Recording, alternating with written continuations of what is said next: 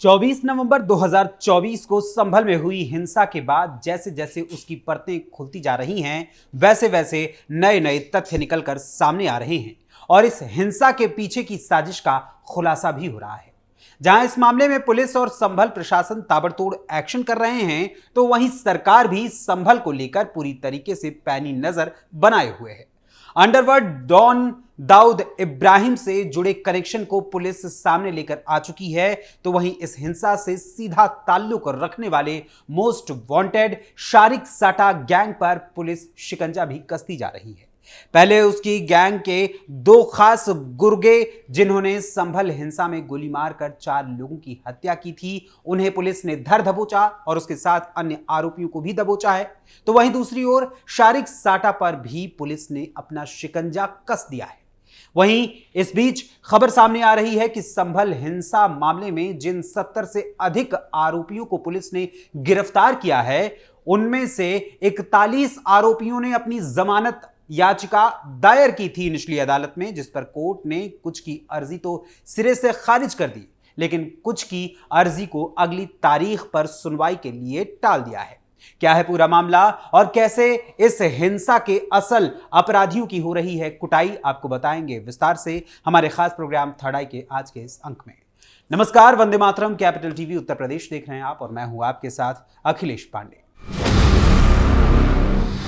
संभल की शाही जामा मस्जिद के सर्वे के दौरान 24 नवंबर 2024 को हुए बवाल के आरोप में गिरफ्तार किए गए 70 से अधिक जो आरोपी हैं, उनमें से 41 लोगों ने अपनी जमानत को लेकर निचली अदालत में अपनी अर्जी लगाई थी, जिसके बाद उनकी जमानत की अर्जी पर अपर जिला एवं सत्र न्यायाधीश निर्भय नारायण राय की कोर्ट में सुनवाई हुई। कोर्ट ने 2 महिलाओं समेत 15 आरोपियों की जमानत याचिका को सिरे से खारिज कर दिया। वहीं अन्य 26 अर्जियों पर 4 से 7 फरवरी के बीच सुनवाई होने की तारीख निश्चित की गई है।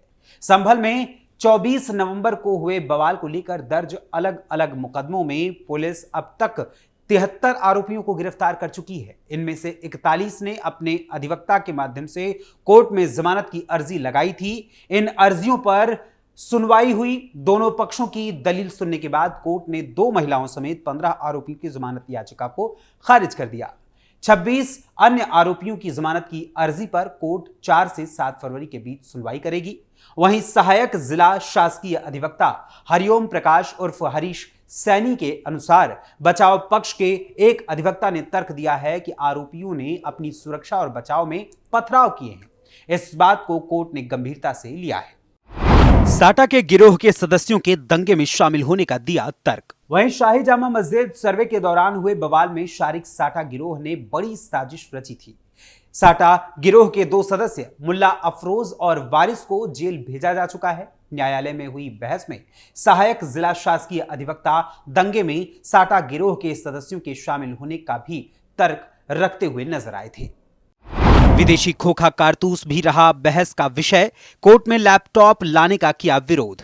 अभियोजन की ओर से कोर्ट में जब कार्रवाई हो रही थी, तो उस दौरान कहा गया कि जामा मस्जिद के आसपास के इलाके में मिले विदेशी खोखे व कारतूस से इस बात से इनकार नहीं किया जा सकता है कि बवाल में विदेशी ताकतों का हाथ है।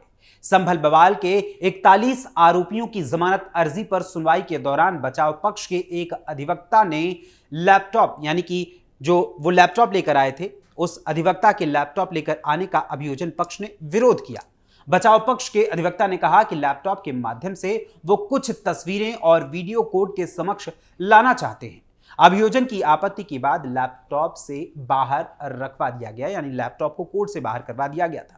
वहीं आपको यह भी बता दें कि जो बात कही जा रही है कि इस हिंसा से विदेशी तार जुड़े हैं, तो एक युवक को रिसेंटली गिरफ्तार किया गया है, जो कि पाकिस्तान में बैठे मौलाना गैंग से गुफ्तगू सोशल मीडिया प्लेटफॉर्म्स के जरिए किया करता था। सीसीटीवी फुटेज का भी दिया हवाला। बहस में सीसीटीवी फुटेज का भी हवाला दिया गया, जिसमें आरोपियों के अधिवक्ता ने कहा कि ऐसी कोई फुटेज नहीं है जिसमें जमानत प्रार्थना पत्र के आरोपियों को फायरिंग करते या पथराव करते हुए दिखाया गया है। वहीं अभियोजन का कहना था कि टीवी चैनलों तक पर पथराव करते लोग दिखाई दिए थे और उसके सीसीटीवी फुटेज और वीडियोज सोशल मीडिया पर भी वायरल हुए थे। निषेधाज्ञा लागू होने के बाद भारी संख्या में कैसे पहुंचे लोग? वहीं अभियोजन की तरफ से यह कहा गया कि शाही जामा मस्जिद जो संभल की है, वहां के सर्वे के दौरान शांति व्यवस्था बनाए रखने के लिए पुलिस ने निषेधाज्ञा लागू कर रखी थी। फिर जामा मस्जिद के बाहर भारी संख्या में लोग कैसे जमा हो गए? न्यायालय में जमानत प्रार्थना पत्रों पर सुनवाई के दौरान इस पर बहस भी काफी तीखी की गई।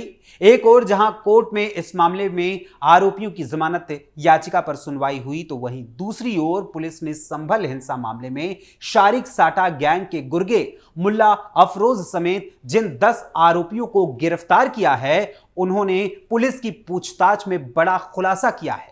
इस हिंसा से जुड़े कई गुप्त रहस्यों का पर्दाफाश किया है। शारिक साटा गैंग के गुर्गों ने किया संभल हिंसा का खुलासा।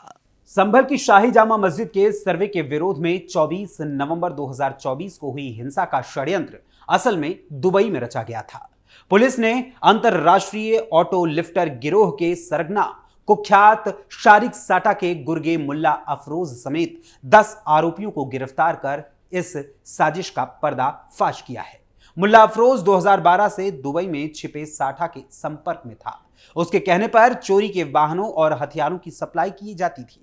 वहीं पुलिस की पूछताछ में मुल्ला अफरोज ने स्वीकार किया कि साठा ने अपने गुर्गों को हथियार मुहैया कराकर हिंसा कराई थी।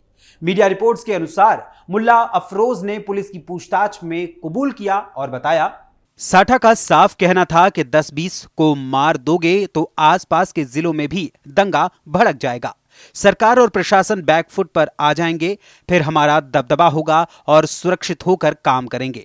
हमें नेताओं का फुल सपोर्ट है। हिंसा में मारे गए बिलाल और अयान को मैंने ही गोली मारी थी। हम पुलिस कर्मियों को भी मारना चाहते थे, लेकिन भीड़ छटने से सफल नहीं हो सके। मोस्ट वांटेड शारिक साटा पर पुलिस की बड़ी कार्रवाई। वहीं 24 नवंबर 2024 को संभल के शाही जामा मस्जिद के सर्वे के दौरान हुई हिंसा में पुलिस के अनुसार शारिक साटा गिरोह ने बड़ी साजिश रची थी। इसके चलते ही पुलिस की कई टीमें साटा गिरोह के अन्य सदस्यों की तलाश में भी लगी हुई हैं। वहीं पुलिस की कार्रवाई से डरकर शारिक साटा गैंग के अन्य कई गुर्गे अंडरग्राउंड भी हैं इस समय। वहीं दूसरी ओर शारिक साटा के परिवार ने भी अपना घर छोड़ दिया है, क्योंकि उनके ऊपर भी पुलिस ने शिकंजा कसना शुरू कर दिया है। पुलिस शारिक साटा के परिवार की भी छानबीन कर रही है और उनकी तलाशी ले रही है और उनको पता लगाने की कोशिश कर रही है कि आखिर वो कहां छुपे हैं। फिलहाल संभल कोतवाली पुलिस शारिक साटा गिरोह के गुर्गों मुल्ला अफरोज और वारिस को जेल तो भेज चुकी है। वहीं दाऊद इब्राहिम के खासम खास शारिक साटा की प्रॉपर्टी पर भी अब पुलिस चौकी बनाने की तैयारी कर रही है। जी हां, एकदम आपने सही सुना है। अंडरवर्ल्ड डॉन दाऊद इब्राहिम का खासम खास और देश का most wanted auto lifter Shariq साटा की संभल में स्थित प्रॉपर्टी पर पुलिस चौकी बनाने की तैयारी की जा रही है। यह पुलिस चौकी संभल के हिंदू खेड़ा इलाके में बनाई जाएगी। संभल में यह दूसरी पुलिस चौकी है जिसे हिंसा वाले इलाके में बनाने की कवायद की जा रही है। दुबई में छिपे शारिक साटा की प्रॉपर्टी पर पुलिस चौकी का निर्माण होगा। रोमान की मौत हुई गुमनाम, परिजनों ने नहीं कराई थी कोई कार्रवाई।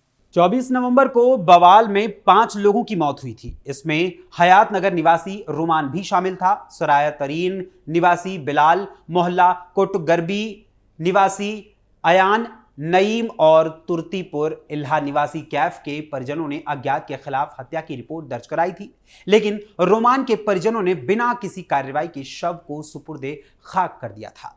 रोमान बवाल का शिकार हुआ था और उसे न्याय भी नहीं मिल सका। वहीं पुलिस भी इस मामले में आगे कार्रवाई इसलिए नहीं बढ़ा सकी क्योंकि रोमान का पोस्टमार्टम नहीं हुआ था, जिससे ये स्पष्ट हो पाता कि आखिर मौत किस कारण से हुई थी। हालांकि रोमान के परिजनों का दावा है कि गोली लगने से ही उसकी मौत हुई थी। एक एफआईआर में सपा सांसद बर्क और सपा विधायक का बेटा भी आरोपी। वहीं संभल हिंसा में हुए बवाल में 7 एफआईआर दर्ज की गई थी। इसमें 5 एफआईआर संभल कोतवाली और 2 एफआईआर नखासा थाने में दर्ज हैं। संभल कोतवाली में दर्ज एक एफआईआर में सपा सांसद जियाउर रहमान बर्क और सपा विधायक इकबाल महमूद के बेटे सुहेल इकबाल को आरोपी बनाया गया है। यानी वो भी इस हिंसा में शामिल बताए गए हैं, इसको भड़काने के लिए जिम्मेदार बताए गए हैं। सांसद पर भड़काऊ भाषण देने और विधायक के बेटे पर उकसाने का आरोप है। 2750 अज्ञात आरोपी भी हैं। अभी तक पुलिस ने 73 आरोपियों को जेल भेजा है। वहीं इस मामले पर अगर देखें, गौर करें तो सपा सांसद जियाउर रहमान बर्क पर हुई एफआईआर को लेकर सपा की ओर से यूपी विधानसभा और साथ ही संसद में भी काफी हो हंगामा किया गया था विपक्ष के द्वारा। और पुलिस के अनुसार शारिक साटा गैंग के जिस गुर्गे मुल्ला अफरोज को गिरफ्तार किया गया है वो सपा सांसद जियाउर रहमान बर्क का काफी करीबी भी है। और ऐसे में इस मामले की और पुख्ता और तथ्यात्मक जांच की जा रही है। ऐसे में सपा प्रमुख अखिलेश यादव के चहेते संभल सांसद जियाउर रहमान बड़ी मुश्किल में घिरते हुए नजर आ रहे हैं और हो सकता है कि जब उनके ऊपर लगाए जाने वाले आरोप सिद्ध हों तो उन्हें डर है कहीं उनकी कुर्सी भी उनसे न छिन जाए। फिलहाल संभल मामले को लेकर योगी सरकार पूरी तत्परता के साथ काम कर रही है और साथ ही 1978 में जो संभल में दंगे हुए थे उनकी फाइलों को भी निकाला जा रहा है, जिस पर आगे की कार्रवाई करने की योजना बनाई जाएगी। ऐसे में सपा सांसद जियाउर रहमान बर्क की मुश्किलों और इस बार संभल में हुई हिंसा पर हो रही पुलिसिया कार्रवाई में होने वाले खुलासों को लेकर आपका क्या कहना है, हमें अपने कमेंट्स के माध्यम से अपने विचार जरूर बताइएगा। फिलहाल अभी के लिए थर्ड आई के आज के इस अंक में बस इतना ही। थर्ड आई के अगले अंक में फिर मुलाकात होगी किसी और खबर, किसी और मुद्दे, किसी और विषय के साथ। तब तक के लिए मुझे अनुमति दीजिए। धन्यवाद। जय हिंद, जय भारत।